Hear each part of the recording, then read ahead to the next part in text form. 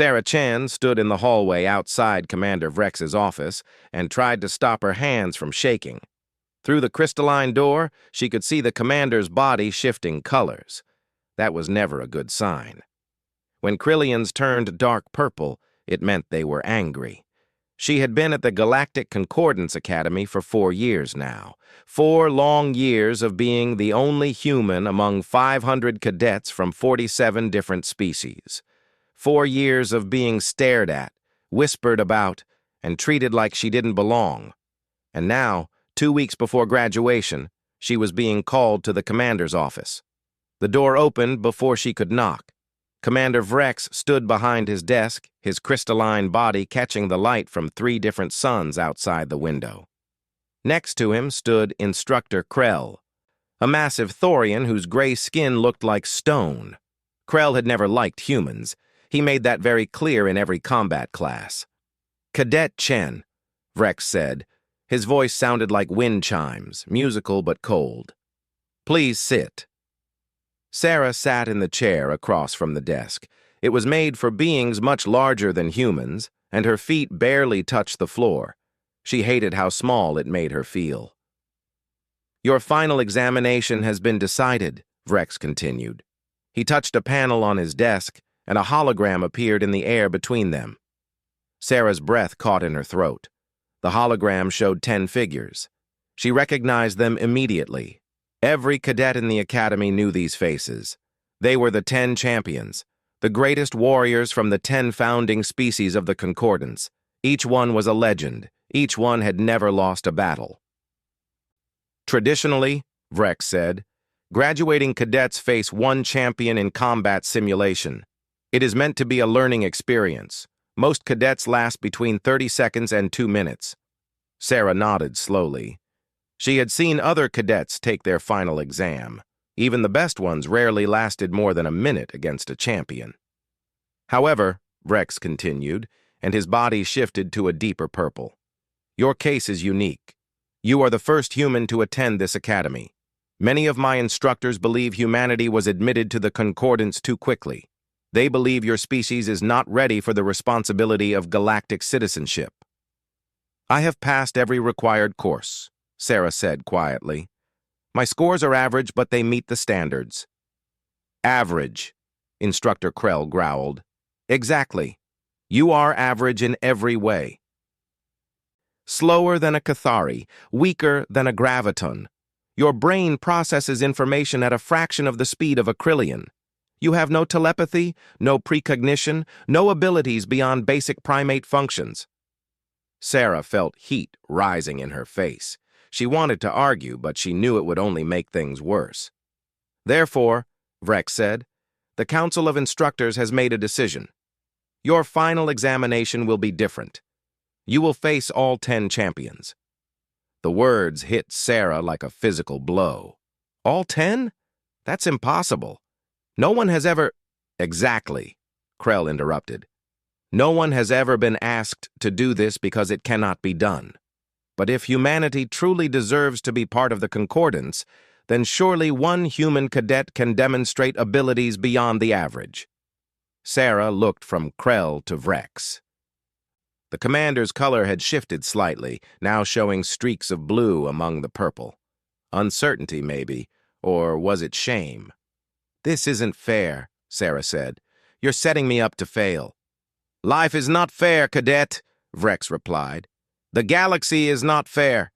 If humanity cannot meet the challenges of the Concordance, it is better we learn this now." He paused. "However, I will give you this much. You have 48 hours to prepare. You may use any resources in the academy, and the battles will not be simultaneous. You will face each champion one at a time, with 10 minutes rest between each match." "How generous," Sarah said. She couldn't keep the bitterness out of her voice. Krell smiled, showing rows of sharp teeth. "You may refuse, of course. You can withdraw from the academy and return to Earth. No one would blame you." That was exactly what they wanted, Sarah realized. They wanted her to quit.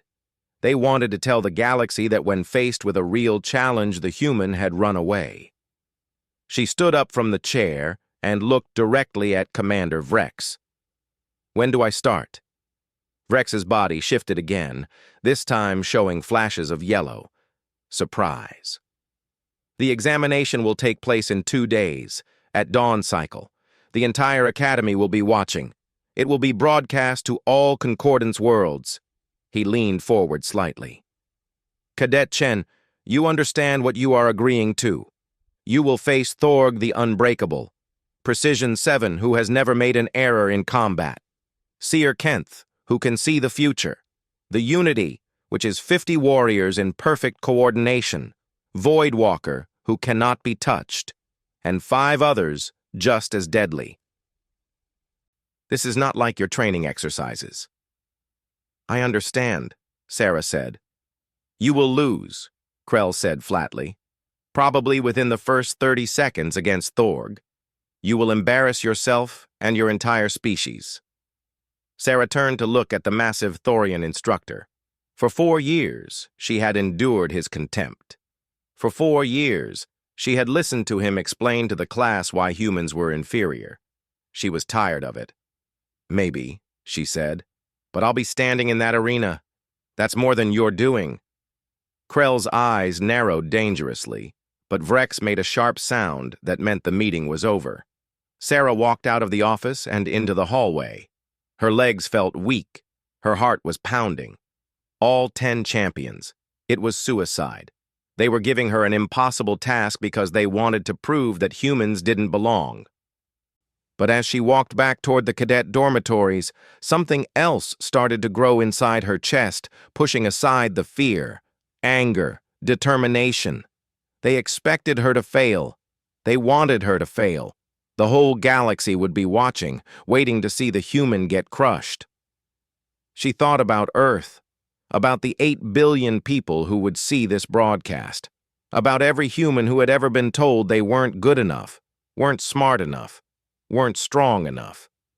She thought about her little sister who had cried when Sarah left for the academy, who sent messages every week asking if the aliens were nice to her. Sarah reached her room and locked the door behind her. 2 days. She had 2 days to prepare for 10 battles she couldn't possibly win. She sat down at her desk and pulled up every file the Academy had on the 10 champions. Combat records, psychological profiles, battle footage. If she was going to lose, she would at least make them work for it. Outside her window, the 3 suns were setting, painting the sky in colors Earth didn't have.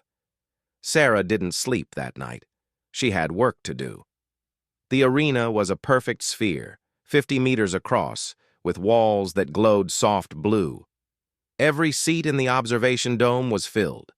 Cadets from dozens of species crowded together, watching the holographic displays. Beyond them, Sarah knew, billions across the galaxy were tuning in to watch the human fail. She stood at the center of the arena wearing standard combat gear. Across from her, a door opened in the curved wall. Thorg the Unbreakable stepped through. He was massive. 3 meters tall, with skin like gray rock and arms as thick as tree trunks. Gravitons could control their own personal gravity, making themselves heavier or lighter at will.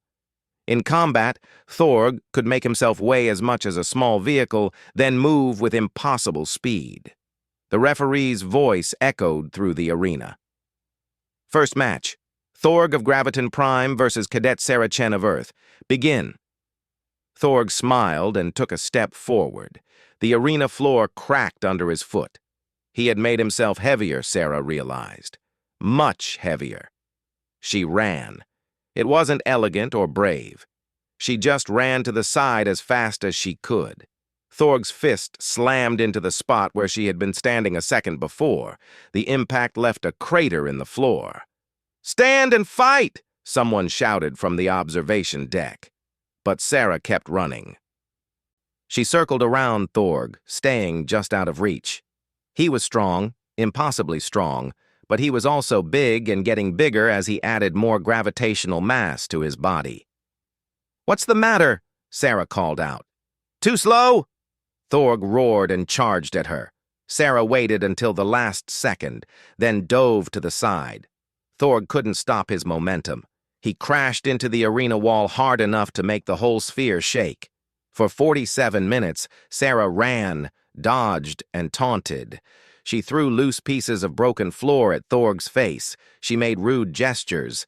She sang annoying songs from Earth that made no sense in Galactic Common. She did everything she could to frustrate him, to make him angry enough to make mistakes. Finally, Thorg caught her. His massive hand closed around her arm, and Sarah felt bones creak. He lifted her off the ground and slammed her into the floor. Pain exploded through her body. The referee called the match. Sarah lay on the arena floor, breathing hard, trying to remember how to move. Medical drones floated down to scan her injuries. Nothing broken, they reported. Just bruises and a dislocated shoulder that they quickly fixed. In the observation dome, the crowd was silent. 47 minutes. No one had expected that. Thorg stood over her, breathing heavily. His face showed confusion more than victory. "You fight without pattern," he said quietly, "without logic. I do not understand." Sarah managed to smile through the pain. Good. 10 minutes later, she faced her second opponent. Precision 7 wasn't a single being. It was a geometric collective, a group consciousness made of 7 bodies that moved in perfect mathematical harmony. When one body struck, the others compensated with exact precision. There was no wasted movement, no errors, no hesitation. The match began, and Precision 7 attacked like a machine. Every punch, every kick, every movement was calculated for maximum efficiency. Sarah fought back, but she fought wrong, deliberately wrong. She threw punches that any combat instructor would mark as failures. She used techniques that violated every principle of efficient fighting. She dropped her guard when she should have protected herself and attacked when she should have defended. And somehow, impossibly, it worked.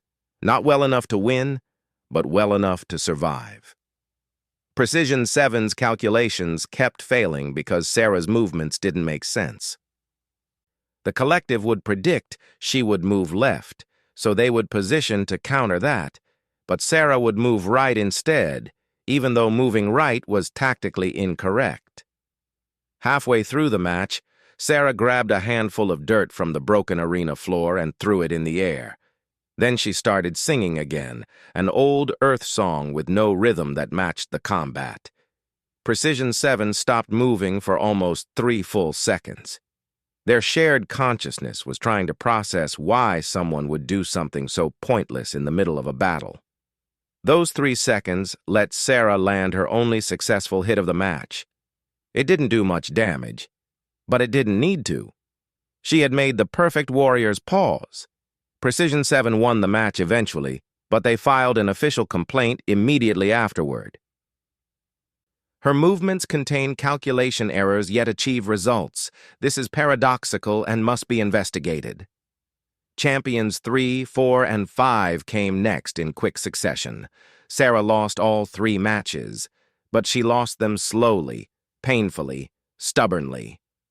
Against Champion 3, a Kithari speed fighter, she used the environment like a weapon, forcing the fight into corners and narrow spaces where speed mattered less.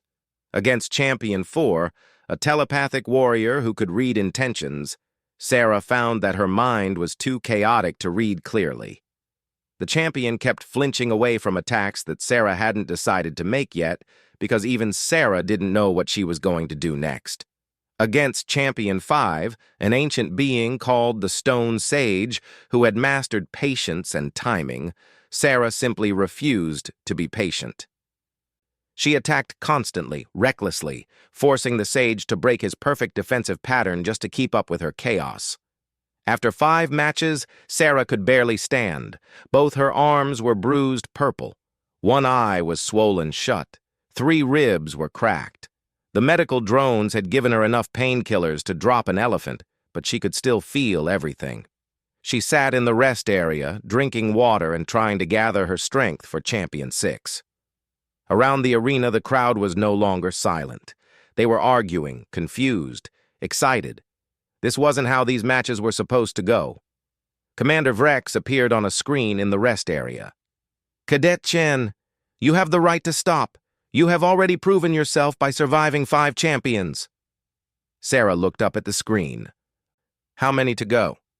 5 more. Then I'm not done yet. Vrex's colors shifted through patterns Sarah had never seen before. The Academy's AI systems cannot model your fighting style. Medical scans show physiological responses that don't match our records of human biology.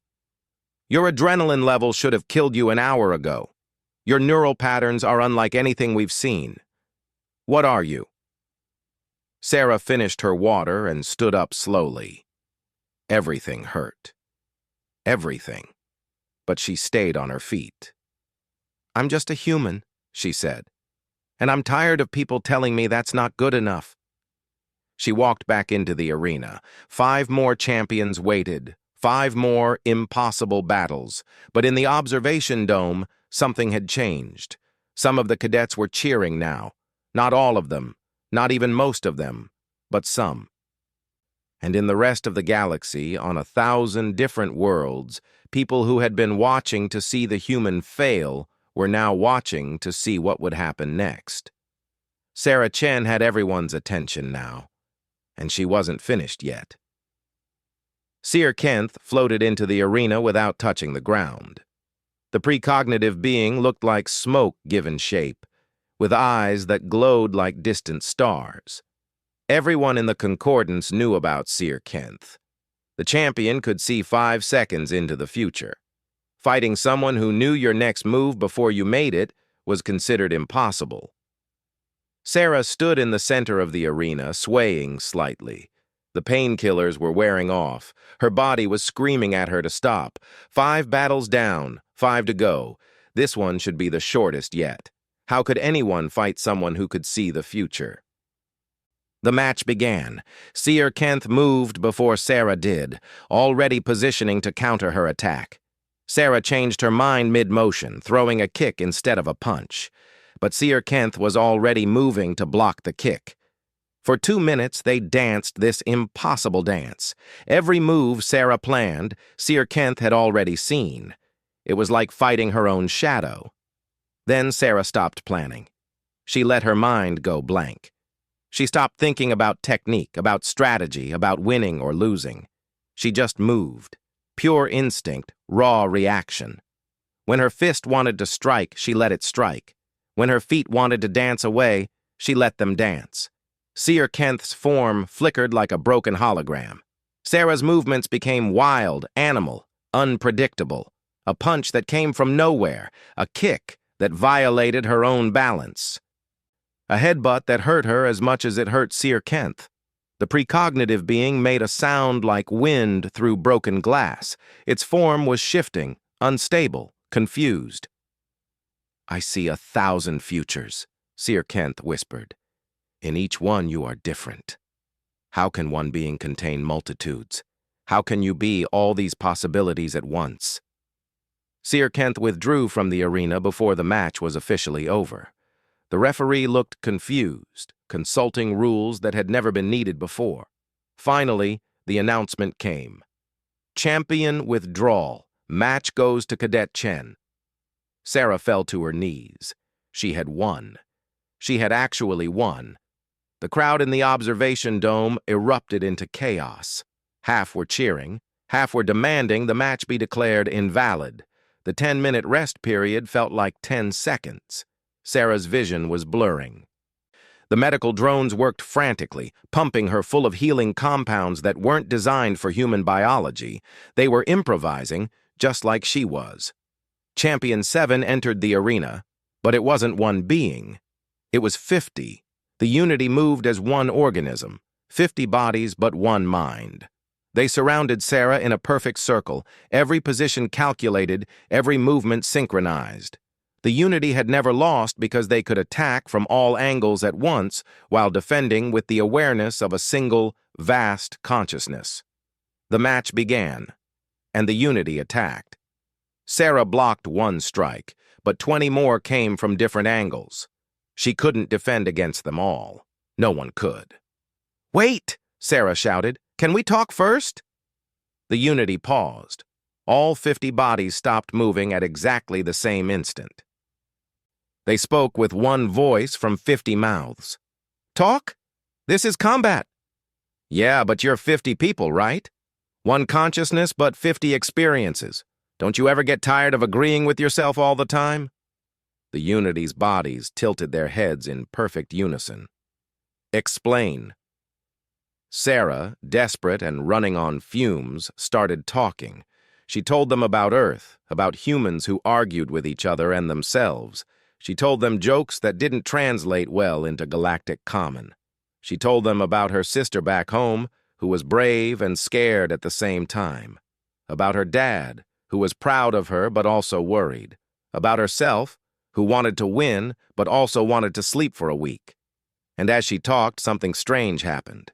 Some of the Unity's bodies started reacting differently from the others. One smiled. Another looked thoughtful. A third seemed sad. For the first time in the Unity's existence, its 50 bodies were not perfectly synchronized. The Unity stumbled. Several bodies moved to attack, but others hesitated. The single consciousness had fractured just for a moment, experiencing different emotions in different bodies. "Stop," the Unity said, and their voice was not unified anymore. Some mouths spoke a fraction of a second before others. "We request a pause. We must recalibrate." The Unity withdrew from the arena, their 50 bodies moving in slightly different rhythms now. The crowd was silent. No one had ever seen the Unity out of sync before. Sarah sat down right there in the middle of the arena. 7 battles. 3 to go. She was so tired she could barely remember her own name. But Champion 8 was already entering the arena. Voidwalker had no physical form. It was pure energy, a being of light and force that could not be touched by physical weapons. It floated in the air like a small star, beautiful and deadly. Sarah looked up at it. She was done. She had nothing left. Her body was broken. Her mind was exhausted. She couldn't fight something that couldn't be touched. So she didn't. Sarah sat down on the arena floor and looked up at Voidwalker. "I can't beat you," she said simply. "You know that, right?" Voidwalker's light pulsed. "Then you forfeit?" "I didn't say that." Sarah patted the ground next to her. "But I can't fight you either, so maybe we could just talk instead." Voidwalker's energy form flickered with what might have been confusion. In 10,000 battles, no one had ever asked to talk. "What would we discuss?" Voidwalker asked. "What's it like?" Sarah asked. "Being energy? Do you get lonely? You can't touch anything, can't hold anything, can't feel things the way solid beings do." There was a long pause. Then Voidwalker's light dimmed slightly and drifted down to hover near Sarah. "Yes," Voidwalker said quietly. "It is lonely. I have never spoken of this before." For 20 minutes they talked. Sarah told Voidwalker about being the only human at the academy, about feeling different, about not fitting in. Voidwalker told her about existing in a galaxy full of solid beings, watching them touch and hold and connect in ways it never could. When the time limit for the match expired, Voidwalker made a decision that shocked the galaxy. "I will not fight this being," Voidwalker announced. "She has defeated me without raising a hand. I do not understand what weapon she used, but it was effective." Voidwalker left the arena, its light trailing behind it like a sad goodbye. Sarah stayed sitting on the floor. She had won 3 matches now. 2 more champions remained, the 2 strongest of all. In the observation dome, Commander Vrex was having an emergency meeting with the Council of Instructors. The arena's AI systems were overheating trying to analyze what was happening. Galactic news networks were broadcasting non-stop. Messages were flooding in from thousands of worlds. What was happening should not be possible. But it was happening anyway. And Sarah Chen, the average human cadet who wasn't supposed to last 30 seconds, was somehow still standing. Sarah was given an extra 30 minutes to rest before the ninth battle. The Council of Instructors had argued for an hour about whether to continue. Some said the matches should stop. Others insisted she face all 10 champions as originally planned. In the end, they decided to continue. They had to see this through to the end. Medical drones worked on Sarah's body, repairing what they could. But there were limits to what medicine could do. Her body was running on pure adrenaline and stubbornness now. Every breath hurt. Every movement was agony. Eternal Flame walked into the arena, and the temperature rose by 10 degrees. The champion was old, 10,000 years old. It had been fighting since before humans had invented writing. Eternal Flame had mastered every combat style in the galaxy. It had studied war as both an art and a science. Its body burned with actual fire, flames dancing across skin that looked like cooled lava. "Young one," Eternal Flame said, its voice deep and warm like burning wood. "You have impressed me, but I have fought for 100 centuries. I have seen empires rise and fall. I have learned techniques from species that no longer exist. You cannot surprise me." Sarah stood up slowly. "We'll see." The match began. For the first minute, Sarah used the basic combat stance she had learned in her first week at the academy. Eternal Flame countered easily, had probably countered that exact stance 10,000 times before. Then Sarah switched to a Cathari speed fighting style. Eternal Flame adapted instantly. Sarah shifted again, using graviton heavy strike techniques. Then Krillian precision strikes, then Thorian defense patterns. She cycled through every fighting style taught at the academy, one after another, sometimes mixing 2 or 3 together in combinations that shouldn't work, but somehow did. Eternal Flame's flames burned brighter. The ancient champion was having to think now, having to adapt. "Interesting. You've learned many styles, but you are using them incorrectly, mixing techniques that are incompatible." "I know," Sarah gasped out between movements, "but it's working anyway." She wasn't just using what she had been taught. She was creating new patterns. Wrong patterns. Impossible patterns. A kick from one style flowing into a punch from another, connected by a movement she made up on the spot. 5 hours into the battle, Sarah was fighting in ways that had never existed before. She was aggressive, then defensive, logical, then wild, honorable, then dirty. She grabbed handfuls of her own blood from her wounds and threw it in Eternal Flame's eyes. She used her body as a weapon in ways no instructor had ever taught, because they were technically suicide moves that only worked because Eternal Flame hesitated, confused by the sheer wrongness of them. The ancient champion began to slow down, not from tiredness, but from uncertainty. Every time Eternal Flame thought it understood Sarah's pattern, the pattern changed. Every time it adapted to her style, she became someone different. "What are you?" Eternal Flame asked, blocking a strike that came from an angle that shouldn't have been anatomically possible for a human. "I have fought millions of warriors. Each one had a true form, a core style that defined them. But you are everything and nothing. You have no form." "I'm a human," Sarah said. She was crying now, from pain or exhaustion or emotion she couldn't name. "We don't have a form. We just keep changing." 8 hours into the battle, Eternal Flame stopped attacking. The ancient champion stood still, flames dimming to a soft glow. "I yield," Eternal Flame said quietly. "In 10,000 years, I have never said those words. But I cannot defeat an opponent who has no true form. Every time I counter one version of you, another version appears. It is like fighting 1,000 warriors who happen to share one body." The champion bowed slightly. "You are remarkable, young one. Your species is remarkable." Sarah collapsed. The medical drones rushed in immediately. The arena was silent except for the hum of medical equipment. She had won. Again. 9 champions. One more to go. But as the drones worked on her, Sarah heard them speaking in worried tones. Her heart rate was dangerously high. Her blood pressure was unstable.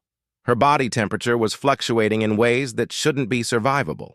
The human body wasn't designed to handle this much stress. "You have to stop," one of the medical drones said in Galactic Common. "Your body is shutting down. If you fight again, you will die." Sarah closed her eyes. She thought about Earth, about her sister, about every human who had been told they weren't good enough. She thought about Commander Vrex and Instructor Krell and every alien who had looked at her like she was less than them. "One more," she whispered. "Just one more." They gave her an hour to rest before the final match. In that hour, the galaxy watched and waited. Debates raged across 1,000 worlds. Was she brave or foolish? Was humanity showing strength or just stubborn pride? Should someone stop this before the human killed herself? The 10th champion entered the arena. The mirror was perhaps the most dangerous champion of all. It was a being that could perfectly copy any opponent. Fighting the mirror meant fighting yourself, but a version of yourself that knew all your weaknesses, because it was you. Sarah stood in the center of the arena. She could barely see straight. Her body was a mass of bruises and barely healed wounds. But she was standing. The mirror looked at her. And then the mirror changed. It became Sarah, an exact copy. Same height, same weight, same injuries, same exhaustion in the eyes. But then the mirror flickered. Its form became unstable. Was it copying the Sarah from the first battle? The one who ran and dodged, or the Sarah from the second battle who fought with wrong techniques, or the Sarah from the 6th battle who let instinct guide her, or the Sarah from the 8th battle who just sat and talked? The mirror couldn't decide. It flickered between forms, trying to be all of them at once, failing to maintain coherence. Sarah walked forward slowly. She had no energy left to fight, but she didn't need to fight. She understood what was happening. "You can't copy me," Sarah said gently, "because I'm not finished yet. I'm still becoming who I am. Every moment, every choice, every battle changes me. You can't mirror something that's always in motion." The mirror's form collapsed into a neutral state, a blank humanoid shape with no features. "I cannot function," the mirror said, its voice confused and almost sad. "I cannot copy something that has no stable form. You are a paradox.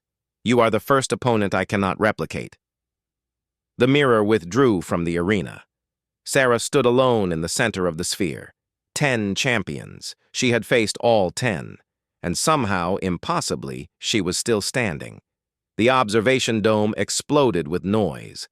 Cadets from dozens of species were on their feet, cheering or arguing or simply staring in disbelief. Across the galaxy, billions watched in stunned silence. Sarah fell to her knees, then to her side. The medical drones swarmed around her. And as consciousness faded, her last thought was simple and clear. She had done it. She had proven that humans belonged. Sarah woke up 3 days later in the Academy Medical Center. Her body was wrapped in healing fields that hummed softly. Through the window, she could see the 3 suns of the Academy world setting together, painting the sky in impossible colors. Commander Vrex sat in a chair next to her bed. His crystalline body was shifting through colors Sarah had never seen before. Not anger, not confusion, something else. "You have been summoned," Vrex said quietly. "The Galactic Concordance Council wishes to speak with you." Sarah tried to sit up and immediately regretted it. Everything still hurt. "Am I in trouble?" "I do not know," Vrex admitted. "What you did should not have been possible. The 10 champions have filed a joint report. The Academy's AI systems have been analyzing your battles for 3 days and still cannot explain what happened. You have created a situation that the Concordance has never encountered before." 2 hours later, Sarah stood in front of the Galactic Concordance Council. The chamber was enormous, with representatives from hundreds of species seated in a vast circle. At the center was a holographic display showing Sarah's face, along with data that scrolled too fast for her to read. The head counselor, an ancient being called the Eldest, spoke first. Its voice was like the sound of planets grinding together, deep and vast.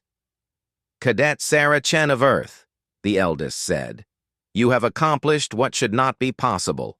You survived 10 champions, our greatest warriors, our most sophisticated AI systems, our precognitives, and our ancient scholars.